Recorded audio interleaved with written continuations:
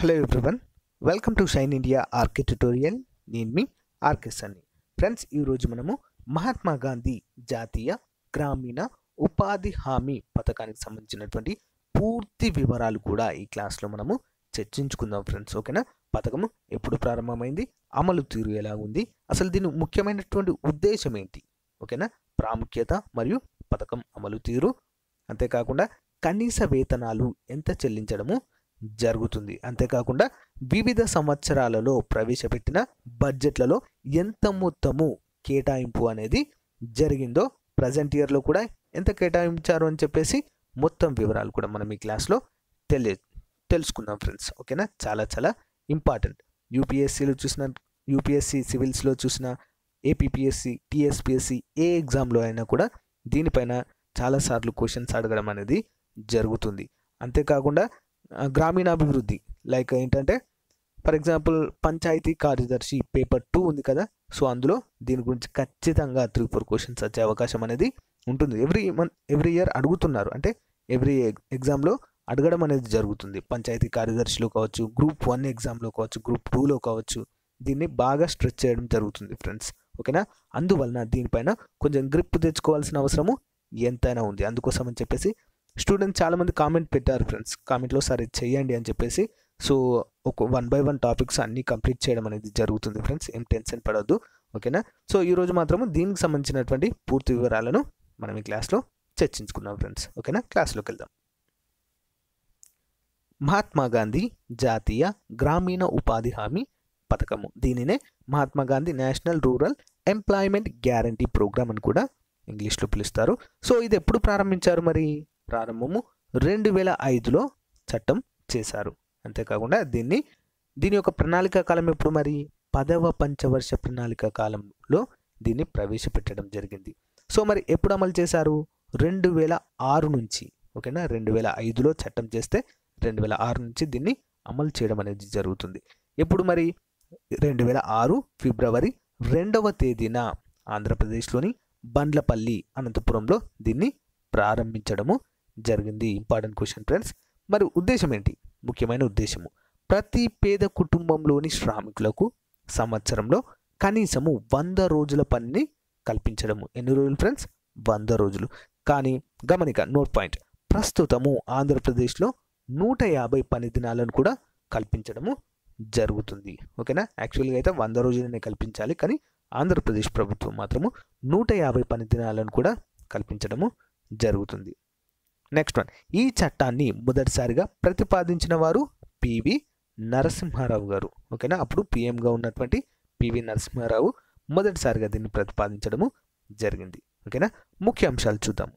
ఈ పథకాన్ని ఫిబ్రవరి 2వ తేదీ 2006 ఆంధ్రప్రదేశ్లోని అనంతపురం జిల్లా బండ్లపల్లి గ్రామంలో ప్రారంభించడము జరిగింది. Important point.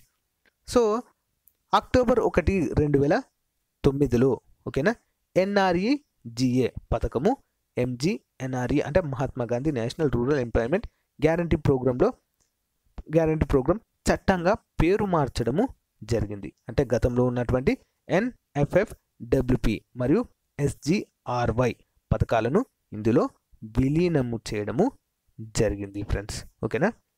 నెక్స్ట్ వన్, మొదటి సంవత్సరము అంటే 2006లో ఫేజ్ 1 అంటే మొదటి దశలో 200 గ్రామాల్లో, 2వ సంవత్సరంలో 2006లో ఫేజ్ 2లో 130 జిల్లాల్లో, 200 జిల్లాల్లో, అంతేకాకుండా తర్వాత 2వ విడతగా ఫేజ్ 2లో 130 జిల్లాల్లో ప్రారంభించడము జరిగింది.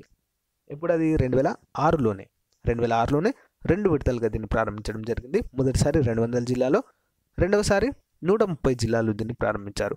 ప్రస్తుతం దేశంలోని ఫేజ్ 3లో అంటే 3వ దశలో అన్ని జిల్లాలో, మొత్తం ఉన్నటువంటి 652 జిల్లాల్లో ఈ పథకము అమలు అనేది జరుగుతుంది. నెక్స్ట్ వన్, ఆంధ్రప్రదేశ్లో మొత్తం 13 జిల్లాల్లో కూడా ఈ పథకము అమల్లో ఉన్నట్లుగా తెలుస్తుంది. రాజ్యాంగంలో ఆదేశిక నియమాల్లో ప్రకరణ 41లో పని హక్కును గుర్తించారు. అలాగే ప్రకరణ 46లో ఎస్సీ, ఎస్టీ, బీసీ అభివృద్ధికి ప్రత్యేక చర్యలు తీసుకోవాలని కూడా నిర్దేశించడము జరిగింది ఫ్రెండ్స్. సో దానిలో భాగంగానే ఈ యొక్క పథకాల అమలు అనేది జరుగుతుంది. దీనికి అనుగుణంగా ఈ చట్టాన్ని కూడా రూపొందించడము జరిగింది. మరి పరిధి ఏ విధంగా ఉందో చూద్దాం ఫ్రెండ్స్. సో పరిధి ఏ విధంగా ఉంది? నీటి సంరక్షణ, ఓకేనా. సో పరిధి అంటే ఈ యొక్క పథకం కింద ఏ ఏ పనులు మనము చేపట్టవచ్చును ఉపాధి హామీ పథకం కింద? ఒకటి నీటి సంరక్షణ. సో ఈ పథకం కింద ఏ ఏ పనులు చేపట్టవచ్చో చూద్దాము. ఒకటి నీటి సంరక్షణ, నెక్స్ట్ వాటర్ హార్వెస్టింగ్, నెక్స్ట్ కరువు నివారణ, మొక్కలు నాటడము, నీటి పారుదల, లబ్ధిదారులకు ప్రయోజనం చేకూర్చే ఇతర పనులను కూడా. నెక్స్ట్ ఎస్సీ ఎస్టీలు వారికి భూ సంస్కరణల లబ్ధిదారులకు ఐఏవై ఇందిరాగాంధీ ఆవాస్ యోజన లబ్ధిదారులకు నీటి పారుదల సౌకర్యం కల్పించడము, భూమి పెరుగుదల, వరద నివారణ, లింకు రోడ్ల నిర్మాణం వంటి పనులను కూడా ఈ యొక్క కార్యక్రమం కింద అమలు చేయడం అనేది జరుగుతుంది. నెక్స్ట్ వన్ పథకం అమలు. గ్రామ పంచాయతీల ద్వారా ఇది అమలు అనేది జరుగుతుంది. జిల్లా స్థాయిలో కలెక్టర్, మండల స్థాయిలో ఎంపీడీఓ దీనికి బాధ్యత వహించడం అనేది జరుగుతుంది. సో ఫ్రెండ్స్, వివిధ ఆర్థిక సంవత్సరాలలో బడ్జెట్ కేటాయింపులు ఏ విధంగా ఉన్నాయో చూద్దాము. 2014-15 ఆర్థిక సంవత్సరానికి గాను 34,000 కోట్లు కేటాయించడం జరిగింది. అంతేకాకుండా 2015-16 ఆర్థిక సంవత్సరంలో 34,600 కోట్లు కేటాయించారు. నెక్స్ట్ 2016-17 ఆర్థిక సంవత్సరంలో 38,500 కోట్లు కేటాయించారు. నెక్స్ట్ 2017-18 ఆర్థిక సంవత్సరంలో 48,000 కోట్లను కేటాయించడము జరిగింది. అంతేకాకుండా 2018-19 ఆర్థిక సంవత్సరానికి గాను 55,000 కోట్లను ఉపాధి హామీ పథకం కింద కేటాయించడము జరిగింది. సో ఫ్రెండ్స్, అంతేకాకుండా 2019-20 ఆర్థిక సంవత్సరంలో బడ్జెట్ను కూడా ఇటీవల ప్రవేశపెట్టడం జరిగింది. అయితే ఈ బడ్జెట్లో 60,000 కోట్లను కూడా ఈ యొక్క పథకం కింద కేటాయించడము జరిగింది ఫ్రెండ్స్, ఓట్ ఆన్ అకౌంట్ బడ్జెట్లో. సో దాన్ని ఇక్కడ నేను మెన్షన్ చేయలేదు, ఎందుకంటే మేబీ దాంట్లో ఏమైనా చేంజెస్ ఉంటే మళ్ళీ నెక్స్ట్ వీడియోలో నేను ప్రొవైడ్ చేస్తాను. కానీ అందులో చేంజెస్ ఏం కనిపించేలా లేవు, ఎందుకంటే 60,000 కోట్లను దాదాపు 5,000 కోట్లను ఎక్కువగా ఇందులో యాడ్ చేయడం జరిగింది. ఇది 55,000 కోట్లే ఉంది కదా 2018-19 ఆర్థిక సంవత్సరానికి. సో ప్రస్తుతము 2019-20 గాను 60,000 కోట్లను ఉపాధి హామీ పథకం కింద కేటాయింపులు చేయడము జరిగింది కేంద్ర ప్రభుత్వం. నెక్స్ట్ చూద్దాం. నెక్స్ట్ ప్రాముఖ్యత మరియు పథకం అమలు తీరు ఏ విధంగా ఉందో చూద్దాం.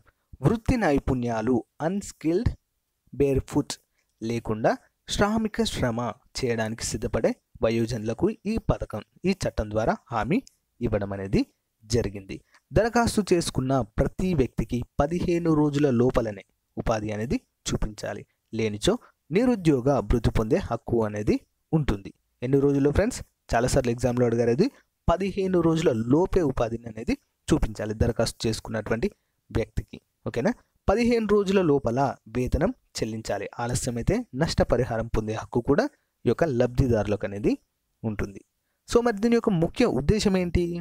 2018-19 బడ్జెట్ కేటాయింపులో భాగంగా 230 కోట్ల పని దినాలు దేశవ్యాప్తంగా కల్పించడము, 10 లక్షల ఆస్తులు సృష్టించడము, 60 లక్షల కొత్త పనులను నమోదు చేయడము, గ్రామ సభ పనిని రికమెండ్ చేస్తూ మరియు నోడల్ ఏజెన్సీగా ఉంటుంది.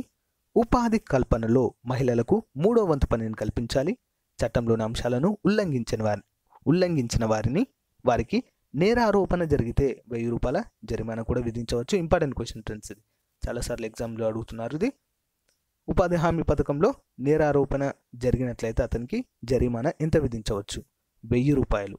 నెక్స్ట్ వన్ ఎస్సీ ఎస్టీ కులాల వారి భూములు అభివృద్ధి మరియు సాగునీటి సౌకర్యములను కల్పించడము, పని ప్రదేశాలలో ప్రమాదవశాత్తు మరణిస్తే నష్టపరిహారంగా 50,000 రూపాయలు, అంగవైకల్యం సంభవిస్తే 25,000 రూపాయలను చెల్లించాలి. నెక్స్ట్ వన్ పనిచేసే చోట త్రాగునీరు, నీడ, ప్రథమ చికిత్స సౌకర్యాలు కల్పించాలి.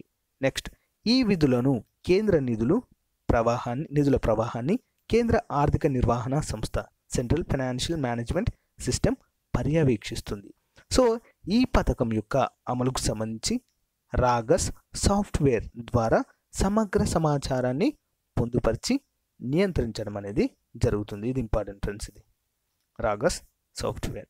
నెక్స్ట్, ఈ పథకము అమలు మరియు ఇతర అంశాల కోసము కేంద్ర గ్రామీణాభివృద్ధి మంత్రిత్వ శాఖ ప్రచురించే న్యూస్ లెటర్ను సారాంశ్ అని అంటారు. ఇంపార్టెంట్ క్వశ్చన్ ఇది కూడా, చాలాసార్లు ఎగ్జామ్లో అడుగుతున్నారు ఈ మధ్యలో. సో గుర్తుంచుకోవాలి, చాలా పాయింట్స్ వచ్చాయి ఫ్రెండ్స్ మనకు ఇందులో చూడాలి. నెక్స్ట్ వన్, కనీస వేతనము 2018 ఏప్రిల్ 1 నుంచి ఆంధ్రప్రదేశ్ తెలంగాణ రాష్ట్రాలలో 194 నుంచి అంటే పూర్వము 194 ఉండేది, ప్రస్తుతం దీన్ని 205కు పెంచడం జరిగింది. నోట్ పాయింట్, ఓకేనా, నోట్ పాయింట్ ఫ్రెండ్స్. ఇది 194 నుంచి 205కు పెంచడం అనేది జరిగింది. అత్యధిక వేతనం 2018 ఏప్రిల్ 1 నుంచి అందిస్తున్న రాష్ట్రాలు వరుసగా, మొదటగా హర్యానా ఫ్రెండ్స్, ఎంత 181 రూపాయలను అందిస్తుంది. తర్వాత కేరళ 171, గోవా 254, కర్ణాటక 249 వరుసగా ఉన్నాయి. అతి తక్కువ వేతనం అందిస్తున్నటువంటి రాష్ట్రాలు ఏవి? మొదటగా జార్ఖండ్ 168, మధ్యప్రదేశ్ 174, ఉత్తరాఖండ్ 175, ఉత్తరప్రదేశ్ 175, ఇలా వరుసగా 4 స్థానాల్లో ఉన్నట్లుగా తెలుస్తుంది. నెక్స్ట్ వన్, సామాజిక తనిఖీకి అవకాశము, సోషల్ ఆడిట్. సో ఈ పథకం చట్టంలోని సెక్షన్ 17 ప్రకారము సామాజిక తనిఖీని నిర్వహించి గ్రామ సభలను ఏర్పాటు చేసి తద్వారా చట్టం పట్ల అవగాహన, కూలీలకు చట్టంలో గల హక్కుల గురించి తెలపడము మరియు సదరు గ్రామాలలో చేపట్టిన పనుల పట్ల పారదర్శకత అంటే ట్రాన్స్పరెన్సీని, అంతేకాకుండా చెల్లింపులలో ఎటువంటి అవకతవకలు జరగకుండా పనిచేసిన కూలీలకు సకాలంలో వేతనాలు అందించడము మరియు సుస్థిర ఆస్తుల కల్పన ధ్యేయంగా సామాజిక తనిఖీ నిర్వహించడం అనేది జరుగుతుంది. సో ఈ తనిఖీని చట్టము సూచించిన ప్రకారము ప్రతి 6 నెలలకు ఒకసారి తప్పనిసరిగా నిర్వహించాలి ఈ సోషల్ ఆడిట్ని. సో సామాజిక తనిఖీ ప్రజా నివేదిక నందు నిర్దేశించిన రికవరీల సొమ్ము వసూలు చేసి కమిషనర్ రూరల్ డెవలప్మెంట్ ఖాతాకు తప్పనిసరిగా జమ చేయవలసి ఉంటుంది. నెక్స్ట్ వన్, సామాజిక తనిఖీ ప్రజావేదిక నందు నిర్ధారించిన చర్యలపై మండల స్థాయిలో తీసుకున్న తదుపరి చర్యలను ప్రతి 15 రోజులకు ఒకసారి చర్యల నివేదికను పథక సంచాలకులు అంటే డైరెక్టర్, జిల్లా నీటి యాజమాన్య సంస్థ వారికి తెలియచేయవలసి ఉంటుంది. గమనిక, సమాన వేతన చట్టము 1976 ప్రకారము, ఇంపార్టెంట్ ఇది, సమాన వేతన చట్టం ఎప్పుడు చేశారు? 1976, గుర్తుంచుకోవాలి. సో దీని ప్రకారము ఏమైంది? స్త్రీ పురుషులకు సమాన వేతనం పొందే హక్కును కూడా కల్పించబడింది. చట్టబద్ధత ఉన్న ఏకైక పథకం కూడా ఇదే ఫ్రెండ్స్, ఓకేనా. అలాగే ప్రపంచ బ్యాంకు నివేదిక ప్రకారము అతిపెద్ద ఉపాధి సామాజిక హామీ భద్రత పథకం కూడా ఇదే కావడము విశేషము, చాలా ఇంపార్టెంట్. నెక్స్ట్ వన్, ఈ పథక రూపకల్పనలో బెల్జియం ఆర్థికవేత్త జాన్ డ్రిడ్జ్, ఓకేనా, జాన్ డ్రిడ్జ్ కృషి కూడా ఉందని చెప్పుకోవచ్చు. సో నిధులను కేంద్ర రాష్ట్ర ప్రభుత్వాలు, కేంద్రము 90%, రాష్ట్రము 10% నిష్పత్తిలో భరిస్తాయి. ఇంపార్టెంట్ పాయింట్స్, ఓకేనా. కేంద్రం 90, రాష్ట్రము 10% నిష్పత్తిలో భరిస్తాయి. సో ఈ పథకాన్ని అమలు చేసే బాధ్యత కూడా రాష్ట్ర ప్రభుత్వాలది. 2015 నాటికి దేశవ్యాప్తంగా 13 కోట్ల జాబ్ కార్డులను జారీ చేసింది. దేశవ్యాప్తంగా ఎన్ని కోట్లు ఫ్రెండ్స్? 13 కోట్ల జాబ్ కార్డులు జారీ చేసింది. సో ఈ పథకం ద్వారా అత్యధిక ఉపాధిని కల్పించబడినటువంటి రాష్ట్రాలు ఇంపార్టెంట్. మొదటిది రాజస్థాన్, తర్వాత ఉమ్మడి ఆంధ్రప్రదేశ్. ఈ పథకం ద్వారా అత్యధిక మందికి ఉపాధిని కల్పించినటువంటి రాష్ట్రాలు. నెక్స్ట్, మహిళలకు అధికంగా ఉపాధి కల్పించినటువంటి రాష్ట్రం ఏది? కేరళ. ఇంపార్టెంట్ పాయింట్ ఇది కూడా. నెక్స్ట్, 2018-19 ఆర్థిక సంవత్సరానికి పథకం అమలులో ముందున్నటువంటి రాష్ట్రాలు హర్యానా, కేరళ, గోవా. నెక్స్ట్, జాతీయ స్థాయిలో స్త్రీల శాతము 55%, షెడ్యూల్ కులాలు 20%, షెడ్యూల్ తెగలు 17% ఈ పథకం కింద లబ్ధి పొందుతున్నారు. నెక్స్ట్ వన్, ఈ పథకం క్రింద 55% వ్యవసాయ అనుబంధ కార్యక్రమాలే చేపట్టడం అనేది జరుగుతుంది.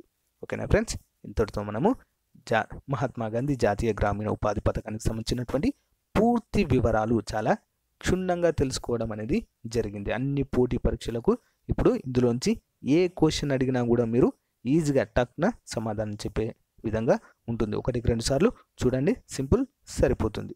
1 ఆర్ ఇందులోంచి ఎన్ని మార్కులు వస్తాయండి? మీరు ఆన్సర్ చేయగలుగుతారు. ఓకేనా ఫ్రెండ్స్? సో ఫ్రెండ్స్, నా క్లాస్ కనుక మీకు నచ్చినట్లయితే లైక్ చేయండి, షేర్ చేయండి. ఇంకే టాపిక్ పైన మీకు క్లాస్ కావాలనుకుంటే కామెంట్ రూపంలో ఇవ్వండి. నెక్స్ట్ క్లాస్లో తప్పకుండా చేయడానికి ట్రై చేస్తాను. ఓకేనా friends? Thank you friends. Thank you for your time. Have a nice day. Bye.